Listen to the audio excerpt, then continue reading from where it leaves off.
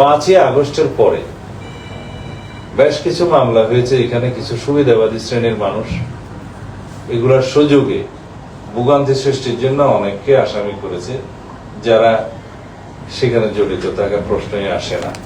সেই জায়গায় অনেক বড় বড় ব্যবসায়ী এবং অনেক স্বনামধন্য ব্যক্তি, সমাজের বিশিষ্ট ব্যক্তিদেরকে ওইরকম আসামি করা হয়েছে। অনেক মানুষকে এইভাবে ভোগান্তিতে ফেলা হচ্ছে, সেটা আমরা পরীক্ষা নিরীক্ষা করে বলেছি তাদের এই যে যথাযথ ব্যবস্থা করা এবং তারা যেন ভোগান্তি সৃষ্টি না হয় সেগুলো দেখবে। এবং এই ক্ষেত্রে আমরা আজকে নির্দেশনা দিয়েছি যাতে আইনের শাসন আমরা প্রতিষ্ঠা করতে পারি, সেই লক্ষ্যে যেন এই কাজটা করে। আমরা ঘোষণা দিলাম আইনের শাসন প্রতিষ্ঠা করব, সুশাসন জারি করব, কিন্তু এই নিরীহ মানুষগুলো অনেক ক্ষেত্রে মামলাবাদীর শিকার হয়ে হয়তো ভোগান্তিতে আছে। এটা যেন এখন পরীক্ষা নিরীক্ষা করে রিপোর্ট দেয় এবং সেই মতো ব্যবস্থা নেয়।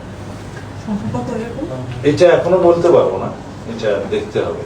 যাচাই বাছাই কোনো কমিটি অনেক তারা রিপোর্ট দিবে আমাকে। এটা যাচাই বাছাই কোনো কমিটি করছেন কিনা? না, এটা যাচাই বাছাই কমিটি করার দরকার নাই, এটা পুলিশের কাজ, তারাই করবে। সেটা বেঁধে দেয় নাই, সেটা আমাকে ইমিডিয়েটলি রিপোর্ট। সাংবাদিকের নামও আছে, বলতে দেন না, সব মানুষই আছে।